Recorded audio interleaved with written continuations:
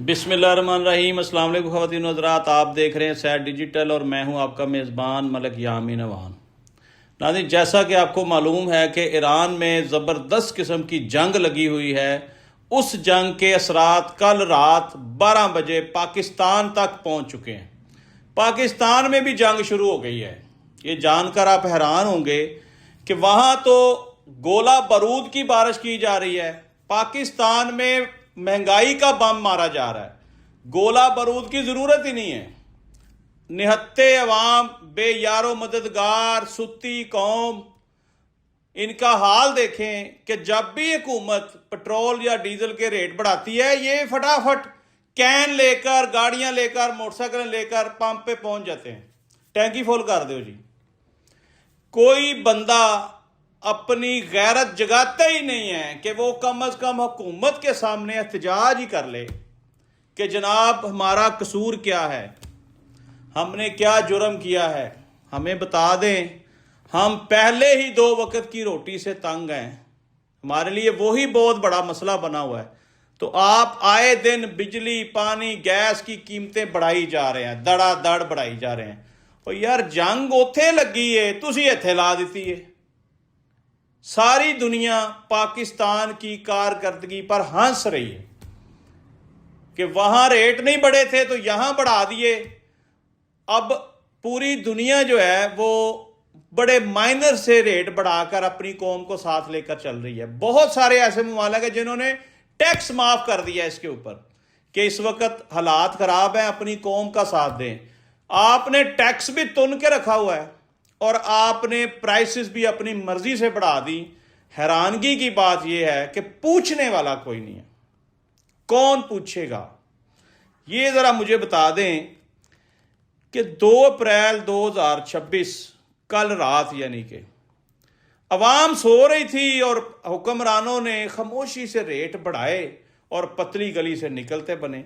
आलमी और मकामी मंडी में तेल की कीमतों का जरा मुआवजा कर लेते हैं नाज़रीन, मजा आ जाएगा। मैं जरा ना तफसील आपको पढ़ के सुना दूं।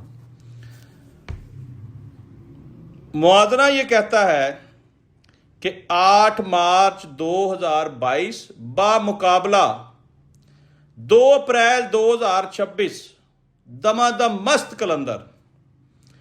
गौर से सुनिएगा। 8 मार्च 2022 जब इमरान अहमद खान न्याजी की हुकूमत थी, उस वक़्त आलमी मंडी में फी बैरल $128 रेट था, फी बैरल। आज जो है वो फी बैरल रेट जो है मौजूदा दौर में $108 है या $110 है, इस वक्त जो मौजूदा हालात हैं। और रेट क्या पेट्रोल का उस वक्त क्या था 2022 में?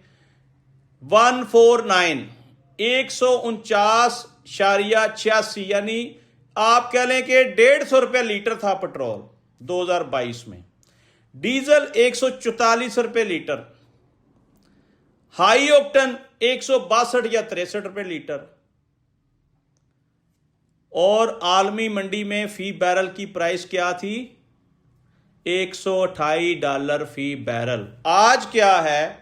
आज आप कह लें कि 114 लगा ले, 15 लगा ले, 20 लगा ले आप।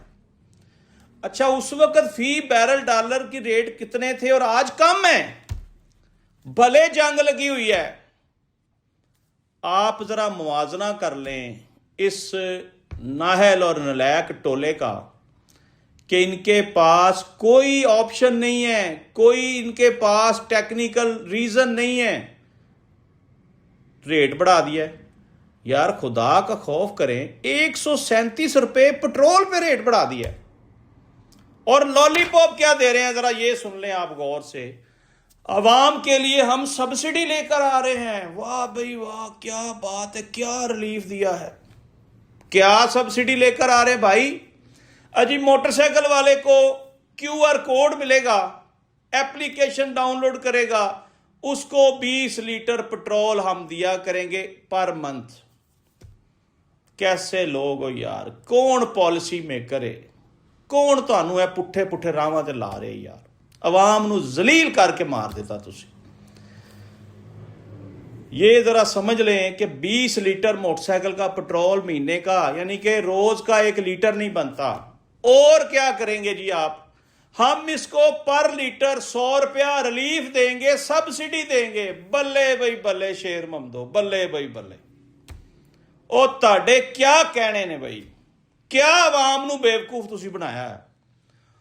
और रातों रात 137 रुपये वधा के ते 100 रुपया घट कर लोगे, वो भी एक मखसूस तबके दे उत्ते। यानी कि मोटरसाइकिल वाले हजरात कितने परसेंट होंगे? मेरा ख्याल है 1% होंगे, 2% होंगे, 5% लगा लें, 10% लगा लें। यार 90% जो लोग हैं वो गाड़ियों वाले हैं, वो रिक्शों वाले हैं, वो बसों वाले हैं, वो ट्रैक्टर ट्राली वाले हैं। ये बता रहे हैं जनाब, जो मोटरसाइकिल है या रिक्शा है उसके ऊपर हम 100 रुपया सब्सिडी देंगे। वाह भाई वाह, वाह भाई वाह। 137 वधा के 37 भी जेब च, ते 100 देंगे 5% नू, ते 95% का की कसूर है जी। यानी कि जो कौम अपने हक के लिए आवाज बुलंद नहीं करती उसके साथ यही होता है, उसको जूतियां पड़ती हैं सुबह शाम।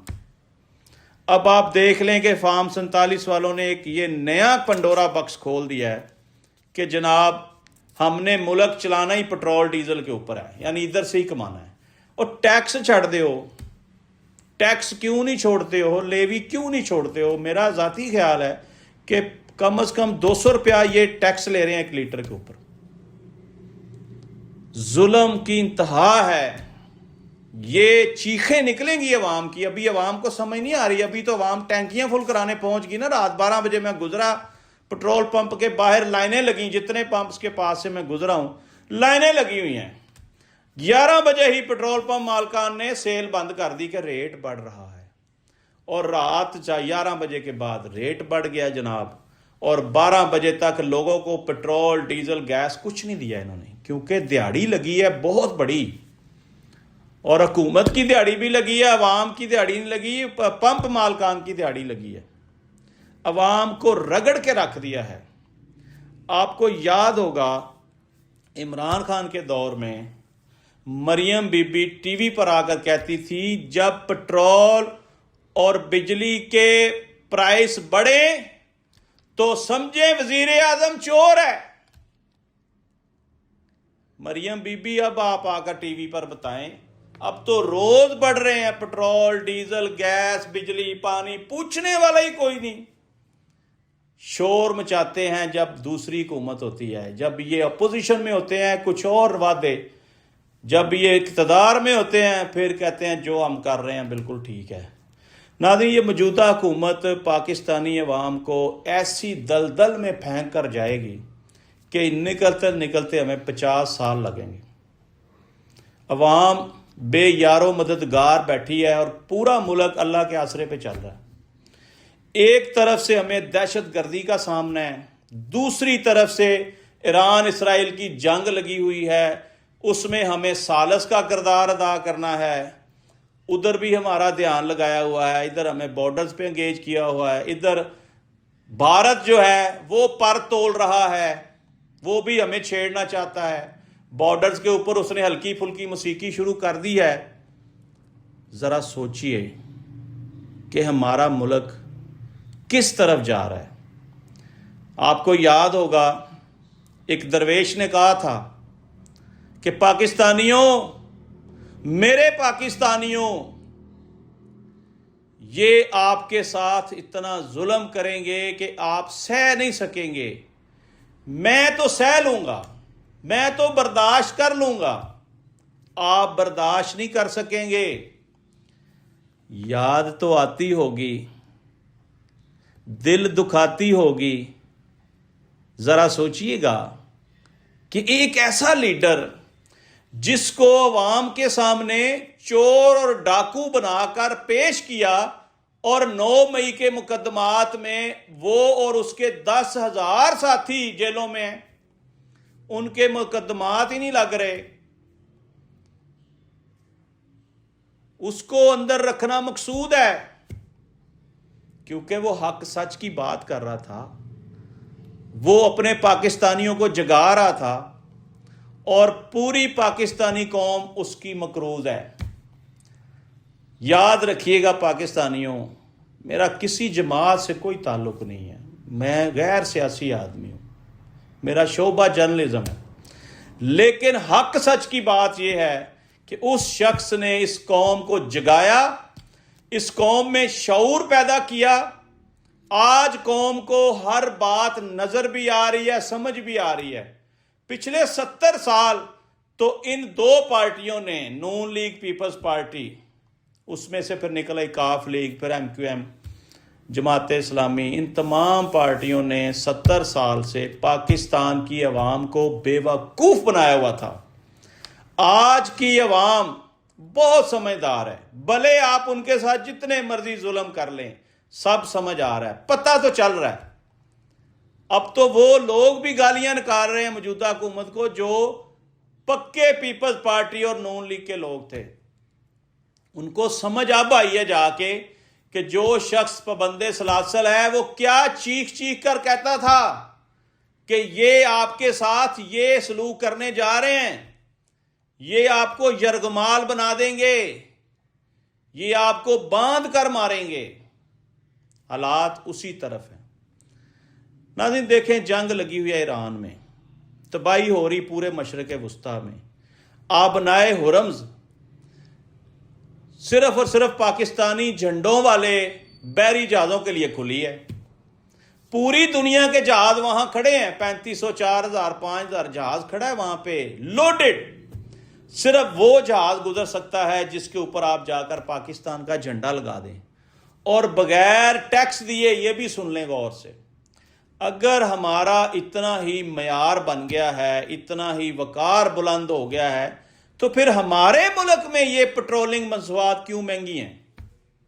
यहां तो सस्ता तरीन होना चाहिए इन चीजों को, और हम अमेरिका के गुलाम हैं। हम उससे इतना डरते हैं कि हम उसकी मर्जी के बगैर कोई चीज खरीद नहीं सकते बैरून मुल्क से। ईरान से आप पेट्रोल खरीदें तो 4 रुपए से 15 रुपए तक आपको पड़ता है, बॉर्डर से इधर ले आए तो। आप समझ लें कि उस पे लाने पे, उसकी रिफाइनरी पे जितना मर्जी दबा के खर्चा कर लें, आपको अपने घर हर पेट्रोल पंप पर पेट्रोल पहुंचाने में वो 50 रुपए लीटर में पड़ जाएगा। क्या ऐसी मजबूरियां हैं कि हम अपनी अवाम का जीना हराम करी जा रहे हैं, उनको मजबूर कर रहे हैं कि वो कुछ ना कुछ रिएक्शन करें। वैसे अब हमारी अवाम रिएक्शन वाली है नहीं, ऐसी कोई बात नहीं है घबराने वाली। अवाम सुती है तो सुती कौम नूं जगाण दी की लोड़ है, सुती रहो जी। पेट्रोल को ये हुकूमत समझ ले मुल्क चलाने के लिए इस्तेमाल करी जी, सारा पैसा इधरों ही लेना है। अगर ईरान से पेट्रोल लेना शुरू कर दें तो आपको हर पेट्रोल पंप पे 100 रुपए लीटर पेट्रोल बासानी दस्तयाब हो सकता है। नाज़रीन, हैरानगी की बात बताऊं, मशरक़ वुस्ता का एक ऐसा मुल्क जिसने 1 रुपया पाकिस्तानी, 1 रुपया, 1 पैनी कोई रेट नहीं बढ़ाए पेट्रोल डीजल गैस के, और वो मुल्क है ओमान। गल्फ में ऐसा मुल्क जो ओमान है, बाकियों का नहीं मुझे पता कि उन्होंने रेट बढ़ाए हैं कि नहीं बढ़ाए। मुझे रिपोर्ट्स हैं कि सब ने थोड़े थोड़े बढ़ाए हैं, लेकिन ओमान ने बढ़ाए ही नहीं है। उसने कहा जी जो रेट चल रहे हैं वही चलेंगे। नाज़रीन, सऊदी अरब की तारीख है कि पेप्सी का एक कैन 30 साल तक 1 रियाल में बिकता रहा, 1 रियाल में 30 साल तक, प्राइस नहीं बढ़ी। हमारे यहां तो रोजाना प्राइस बढ़ती, हर चीज की प्राइस। जब आप स्टोर पे जाएंगे ना, कल वाला रेट आपको नहीं मिलेगा। वजह क्या है? कोई पूछने वाला नहीं है। यकीन करें, पूरी दुनिया में प्राइसेस जो हैं वो हुकूमतें तय करती हैं।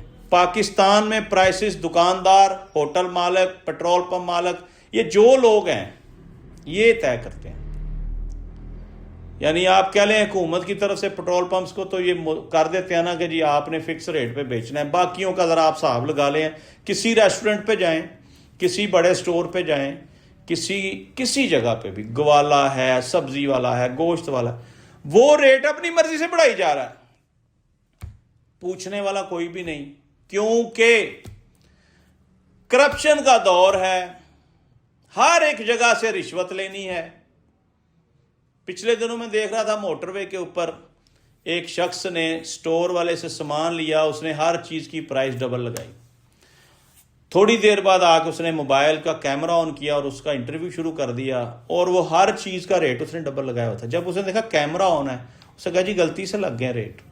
मोटरवे का कोई सर्वे करने वाला ही नहीं है। जाएं ना जरा मोटरवे का सर्वे करें, डिप्टी कमिश्नर साहिबा आप जाएं, जाकर रेट चेक करें, आम आदमी को भेजें। 100 रुपए की चीज 200 रुपए में, 200 की चीज 400 रुपए में, क्योंकि पूछने वाला कोई नहीं है।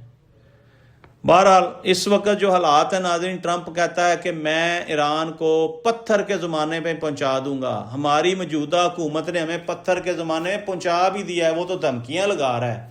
अवाम खोता रेडी पर सफ़र करने पर मजबूर हो जाएंगे इन हुक्मरानों की मौजूदगी में। अवाम साइकिल पर सफ़र करने पर मजबूर हो जाएंगे। मेरी बातें याद रखिएगा। बहुत सारे लोग इलेक्ट्रिक की तरफ जाना चाहते हैं, मोटरसाइकिलें इलेक्ट्रिक हो जाएं, गाड़ियां इलेक्ट्रिक हो जाएं।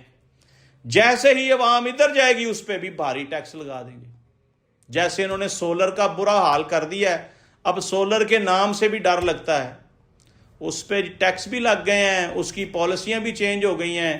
पहले यूनिट खरीदे जाते थे, अब नहीं खरीदे जाएंगे, फ्री में देने पड़ेंगे हुकूमत को। समझ से बाहर है, चूं चूं का मरब्बा बना हुआ है, क्योंकि नाहल और नलायक लोगों ने हमारे ऊपर मुसल्लत होकर यह साबित कर दिया है कि हम हैं ही इस काबल, जैसी अवाम वैसे हुक्मरान। ये अजलों से मैं सुनता आ रहा हूं, इसमें कोई दूसरी राय नहीं है। अब इस वक्त जो ताज़ा तरीन हालात है नाजरीन, कि एक तो हमें आलमी तौर पर जंग का सामना है, दूसरा हमें अपने मुल्क में माशी जंग का सामना है। हमें कोई समझ नहीं आ रही कि हमने सरवाइव कैसे करना है। और यकीन करें, मैं प्रोग्राम के इख्तिताम पे आपको जाते जाते ये बात बता दूं कि राशन इकट्ठा कर लें, आपको बहुत बड़े तकलीफ़ का सामना करना पड़ सकता है, क्योंकि ये जंग फैलते फैलते ना ये हमारी तरफ आ रही है। कल इसराइल ने बहुत बड़ा हमला किया ईरान के ऊपर, क्योंकि आपको शायद पता नहीं है, पूरे ईरान में इंटरनेट बंद है, इंटरनेट नहीं है। अगर नेट होगा तो वहां की फुटेज बाहर आएंगी ना। इसराइल में नेट तो है लेकिन फुटेज नहीं बाहर जाने देते। वो पकड़कर मुकदमे दर्ज करी जा रहे हैं, लोगों को गिरफ्तार कर रहे हैं, मुल्क बदर कर रहे हैं। बड़ी सख्त चेकिंग है उनकी थ्रू सैटेलाइट के, कौन वीडियो बना रहा है, कौन पोस्ट कर रहा है, क्योंकि उन्होंने सारा उस पर वो चेक एंड बैलेंस बड़ा हाई किस्म का रखा हुआ है। तो कल नाजरीन मेरी एक वीडियो तकरीबन 1.2 मिलियन क्रॉस कर गई। उस वीडियो के ऊपर मेरा ख्याल कुछ 40-50 हज़ार लोगों ने कमेंट्स किया, या इससे भी ज़्यादा। मैं तमाम लोगों का तहे दिल से मशकूर हूँ। और इस सिलसिले में आज हम एक केक सेरेमनी करने जा रहे हैं, जिसको हम इंशाल्लाह कल वाले प्रोग्राम में ऐड करेंगे। कहने का मकसद ये है कि उसमें बहुत सारे लोगों ने बैड कमेंट्स भी किए, कुछ ने बहुत अच्छे कमेंट्स दिए। लोग ये तासर दे रहे थे कि मेरी वो वीडियो जो है उसमें जो मैं बात कर रहा हूँ उसकी कोई श्योरिटी गारंटी दूँ। तो वो श्योरिटी गारंटी ये है कि अमेरिका से तकरीबन 5,000 सोल्जर, ट्रेंड कमांडो टाइप लोग, फौजी, वो पहुंच गए दुबई में। अब दुबई ज़मीनी हमला करने जा रहा है ईरान के ऊपर। अब आप मेरी बातें याद रखिएगा, जैसे ही ये ज़मीनी हमले के लिए ईरान में उतरेंगे, ईरान इनके साथ वो करेगा कि दुनिया देखेगी।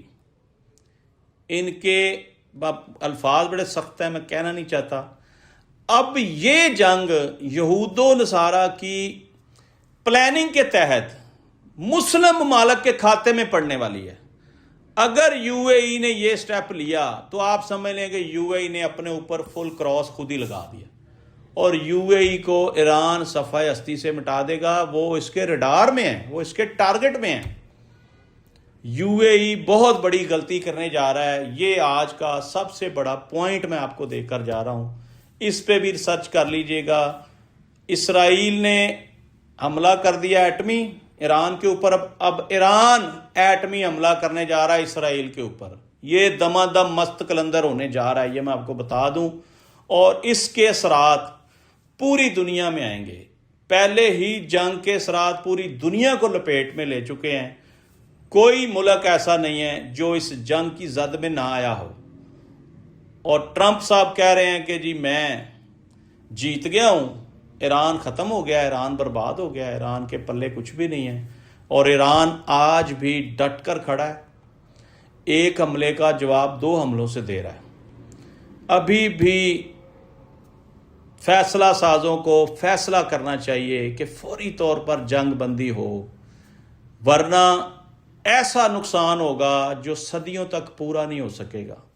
नाज़रीन, आज तक के लिए इतने। अपने मेज़बान मलिक यामीन अवान को इजाज़त दीजिए, इस दुआ के साथ कि अल्लाह ताला पाकिस्तान के जाली हुक्मरानों को अक्ल और शऊर अता करे और ये इस मुल्क की बेहतरी के लिए कोई बेहतर फैसले कर सकें, अवाम को रिलीफ प्रोवाइड कर सकें और इस मुल्क के पाकिस्तान की बेहतरी के लिए बेहतर फैसले कर सकें। आज तक के लिए इतने। अपने मेज़बान मलिक यामीन अवान को इजाज़त दीजिए। पाकिस्तान जिंदाबाद।